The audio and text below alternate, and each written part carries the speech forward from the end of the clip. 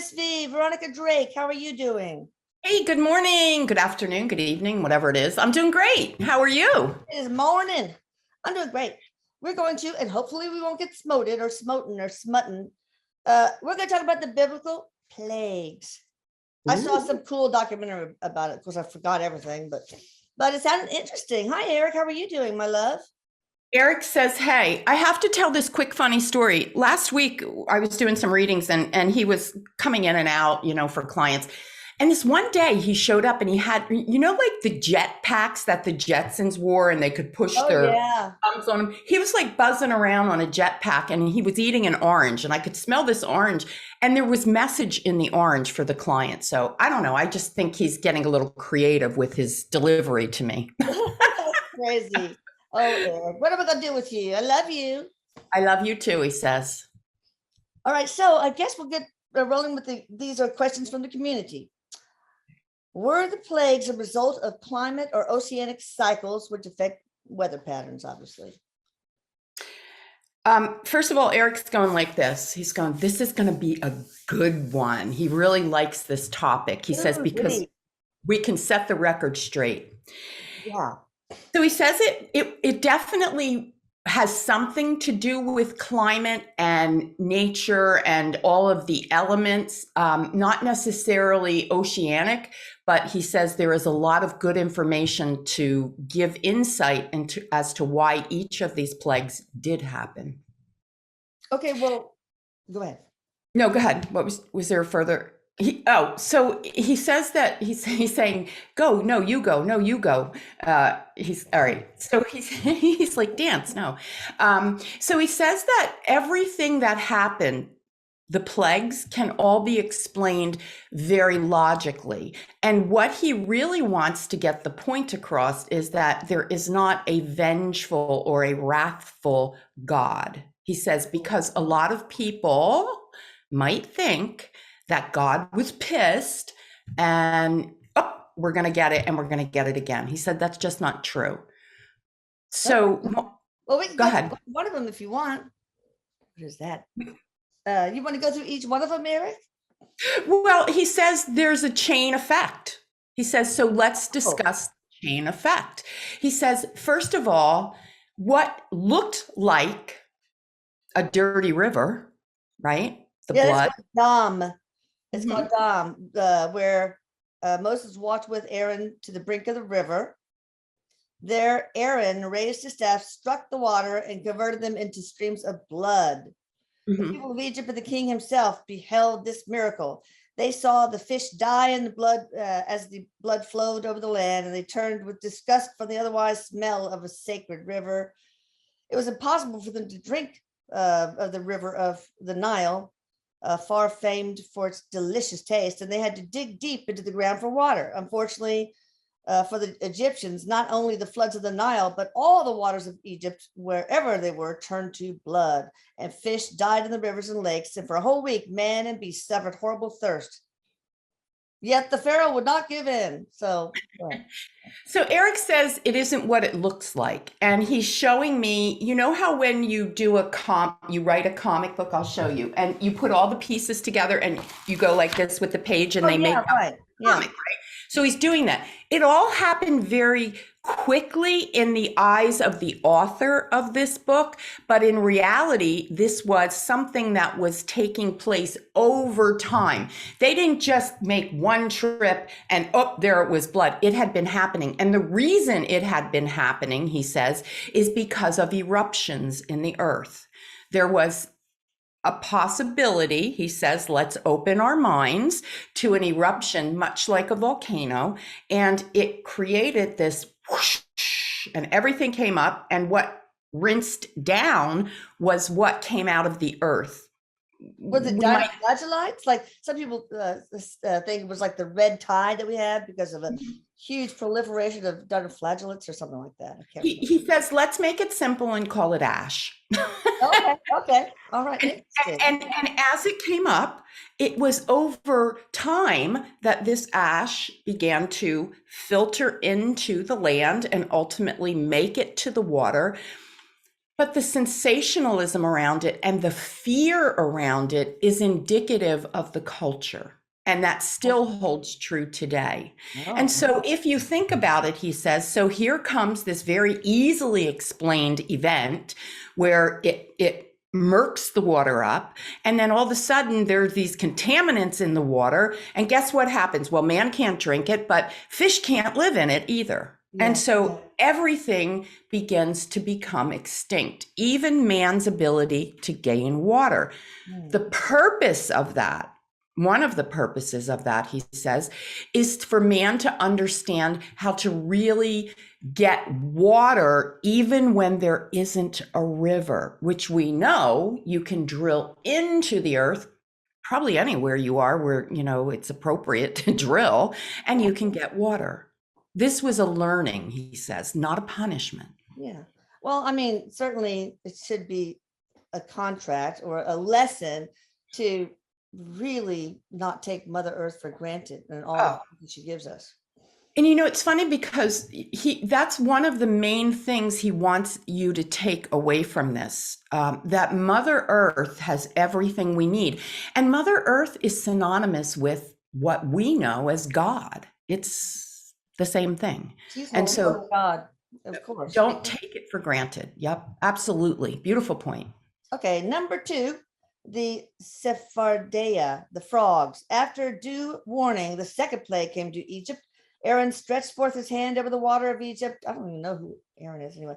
And frogs swam forth. They covered every inch of the land and into the houses and bedrooms. Wherever an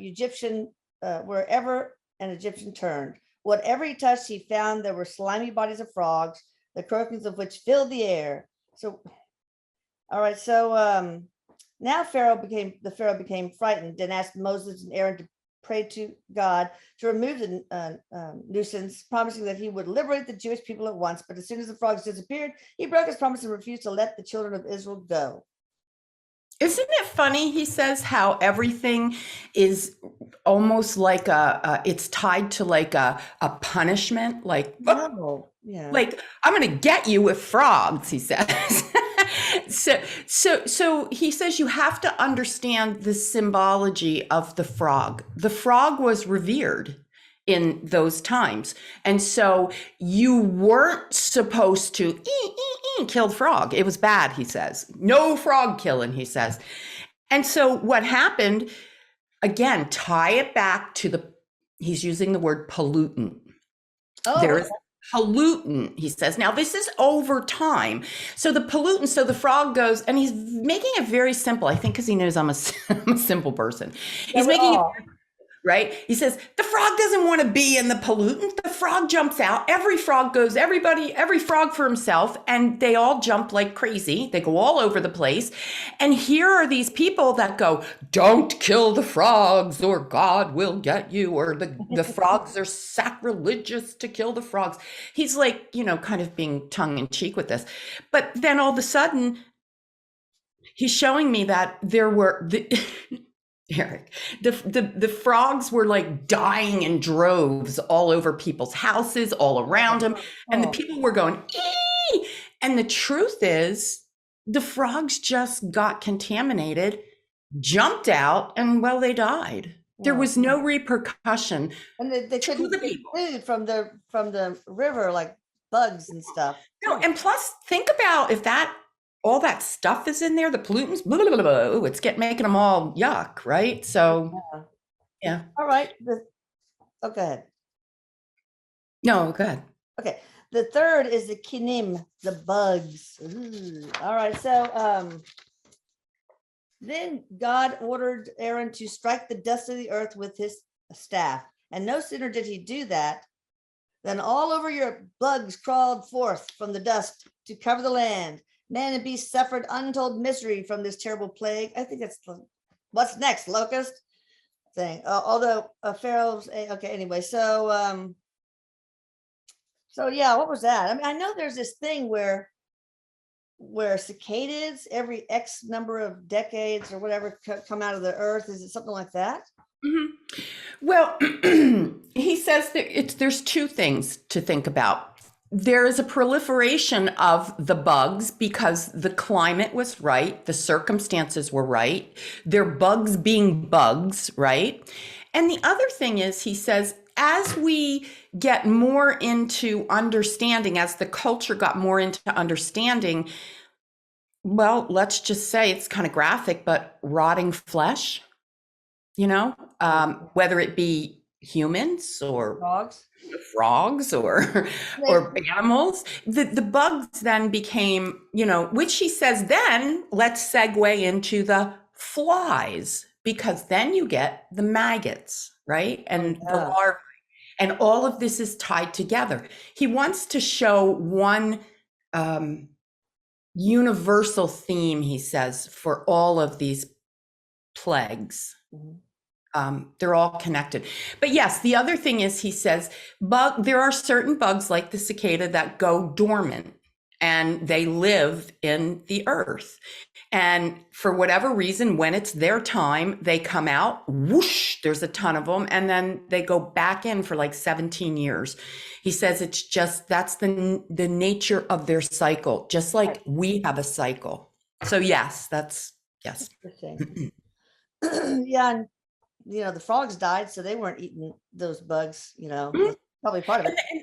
And then it would make it appear that there would be more, right? Because what do we know about our ecosystem? Everything takes care of itself. Everything balances everything.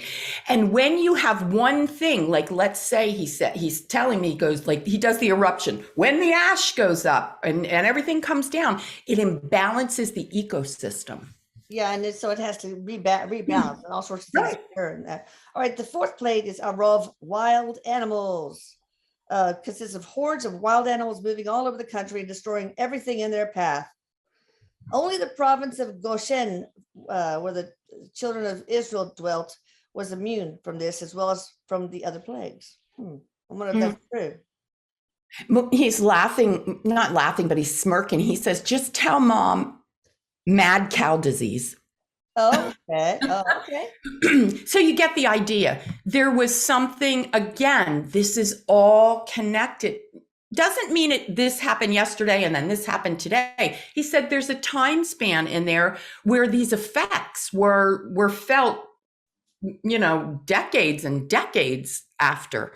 Oh, yeah. So we're going to use the term mad cow disease. Okay. It just created an imbalance in the brain and the workings of the animal.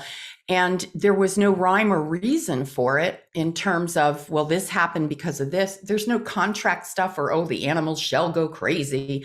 No. Well, was there the immune system altered in these animals so that they developed like prion disease or some sort of infection in their brain? Is that what you're saying here? Well, that's exactly what he's saying, because the mad cow disease, is an infection or, creates some sort of disease in the body. And he says over time, as man grew, so did their understanding of the need for medicines. And, and he says, if you look at domesticated animals, typically you don't have that, he says, but still there are places where undomesticated animals still experience this kind of sickness. Oh yeah, that's true. Yeah.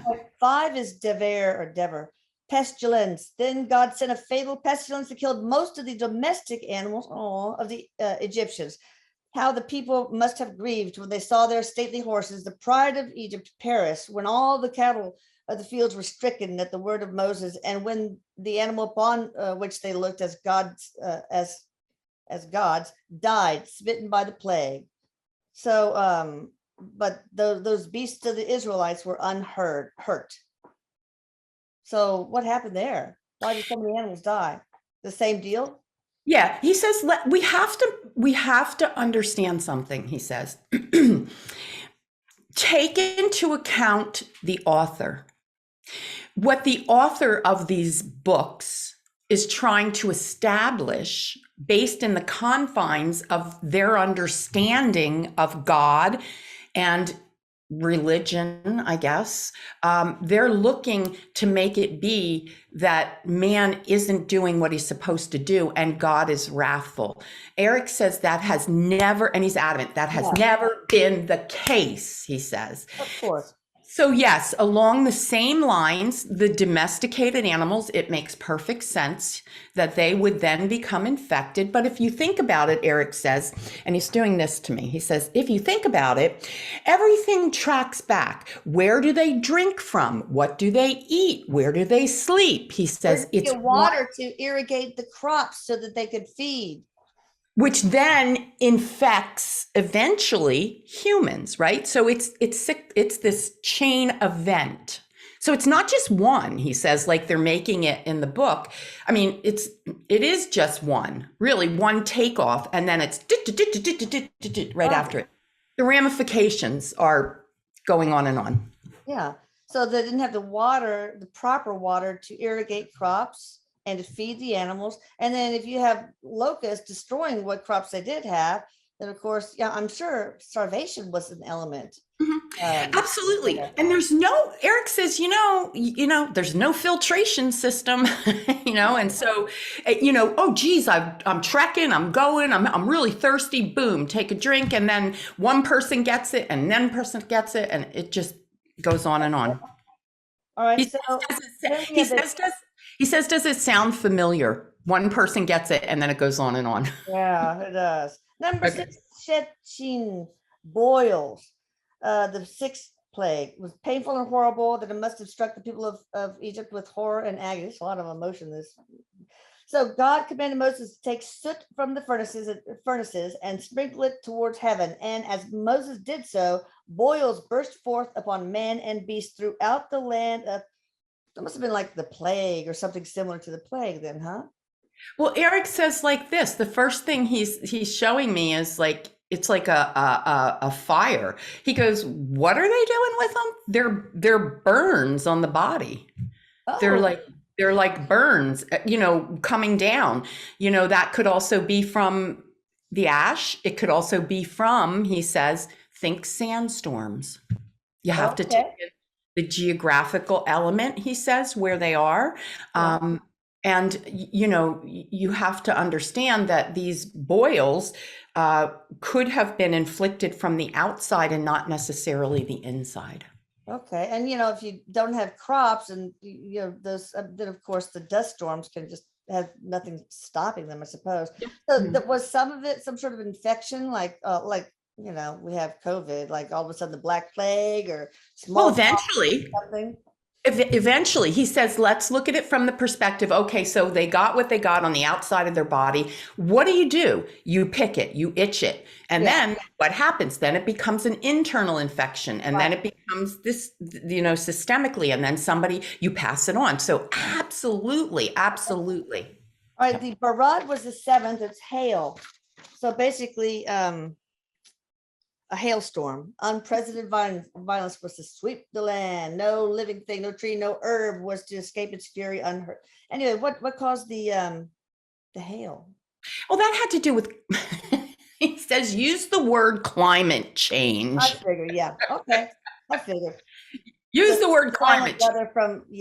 Yeah. And what does it do? What does climate change do? It eradicates, it pushes out, it changes, right? We're experiencing that right now. I mean, on some level. Okay. The locust. Okay. So there were bugs, but that's the flies and the maggots. I get it. And the 8th one is actually locusts. All right. So, so the locusts pretty much devoured anything green, whatever was left, that had escaped the hail and previous plagues. So was that the thing that came out of the earth? That's and we still have those. I mean, we can call them, there's a variation of them. We can call them, they're still here, Okay. So there was survivability on their part. Okay. Then the 9th was a thick and impenetrable veil of darkness, which extinguished lights kindled. So darkness, these people died during these days. So yeah, what was that about? So Eric says, let's set the stage again for where we are geographically when this is happening. We're in the desert. Right. And what's happening is it's dry and there's sand. And then there's the combination of, let's say the earth is erupting and there's all of this stuff, this debris around, and the sand is kicking up. And guess what it looks like? Lights out.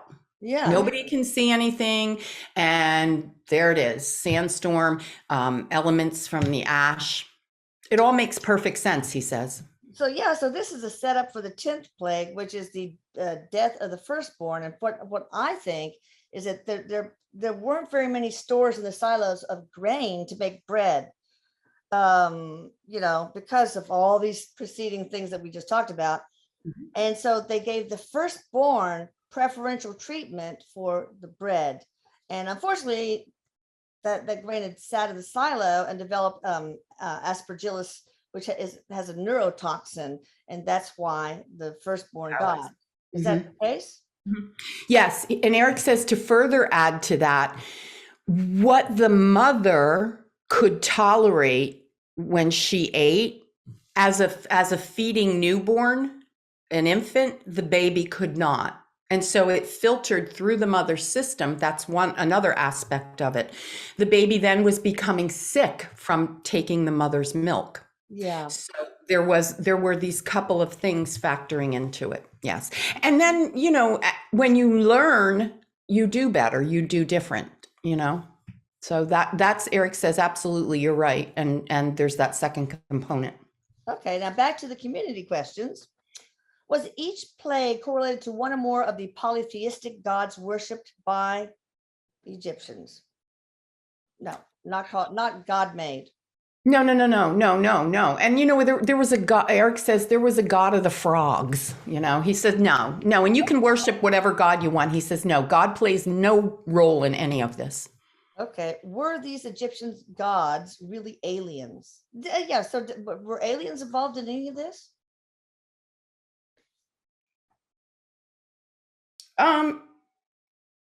He says no, because he says this was all Mother Earth related. So not necessarily. All right. Did the plagues affect the Israelites? It keeps saying that their animals were left unharmed and their crops were left unharmed, but I don't know. Is that really true? There was one province, but okay. Eric says, think about the storyteller. And he says, even though the times were different, humans have always loved sensationalism in some fashion. Of course. So they were equally harmed, or they were in a different geographic area, so maybe exactly less. Okay. Less. But then it gets exaggerated and it's like, no, none of it, Yeah. Okay. Who was the destroyer of the Passover story? I don't know. The destroyer? Yeah. I don't want to do that.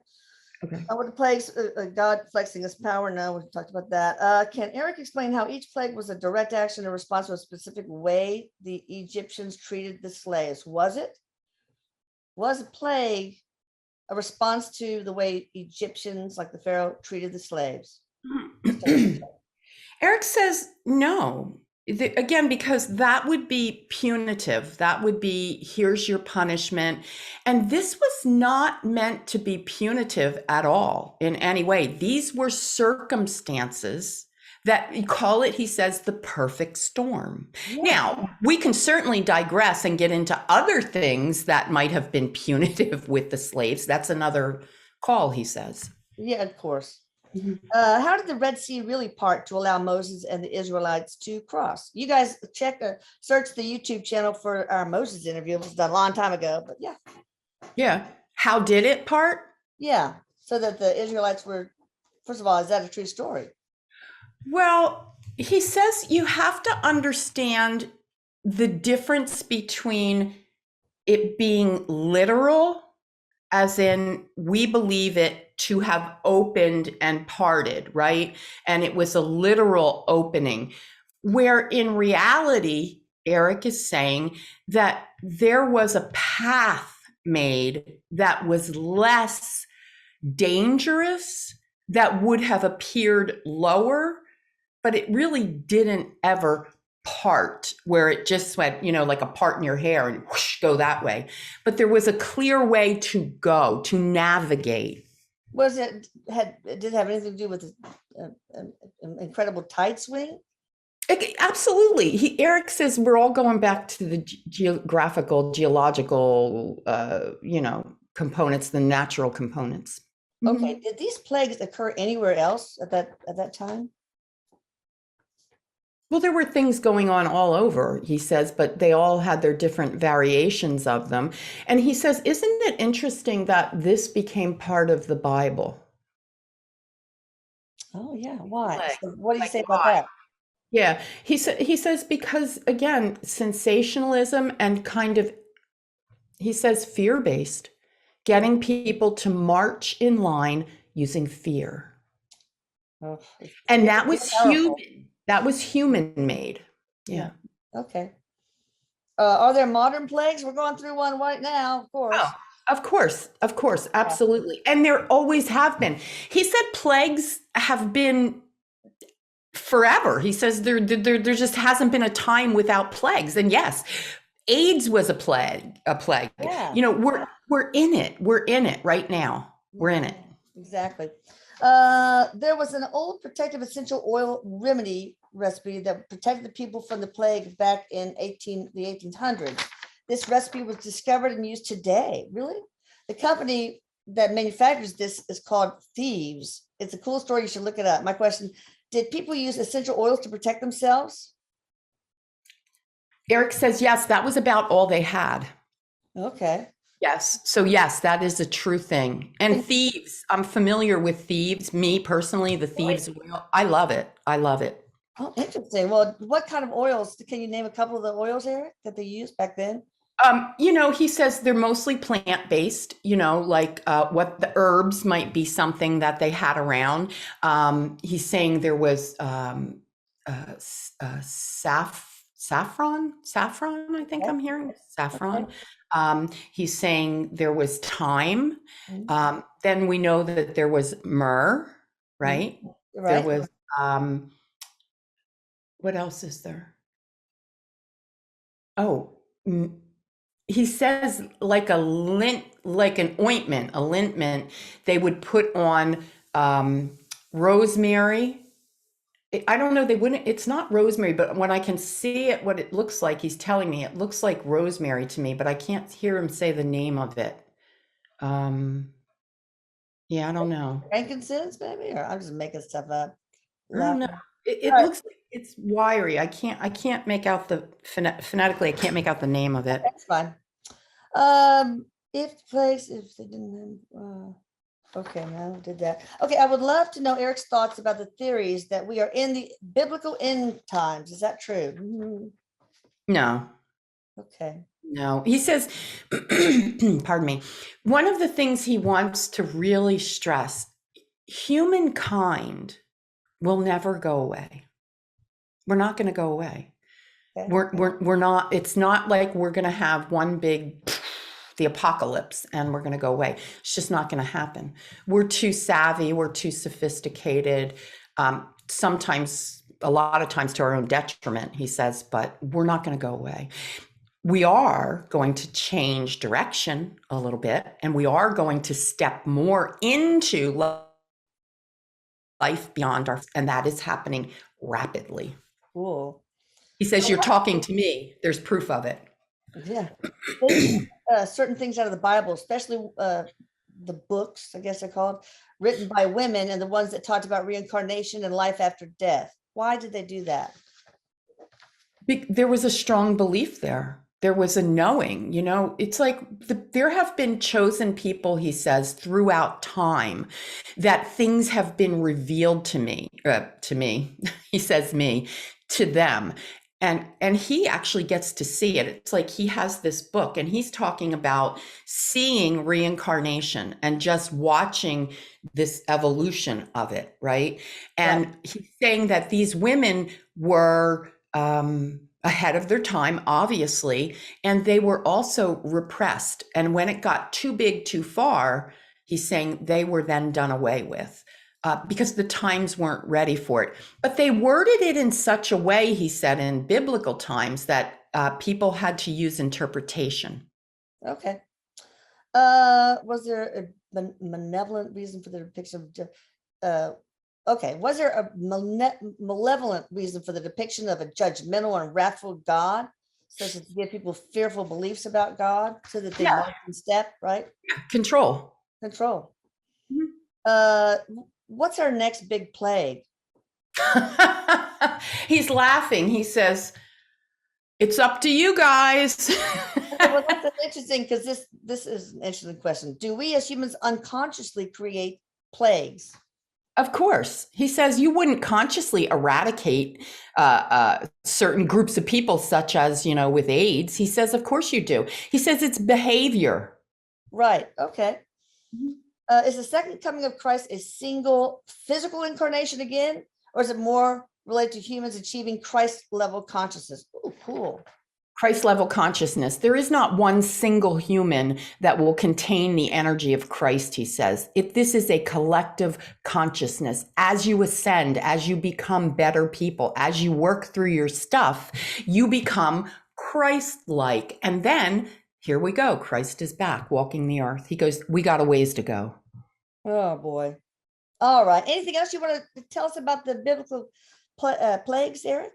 He says that, to be sure, the Bible is not literal. The plagues were literal. If you look at them, there's a literal reason they happen.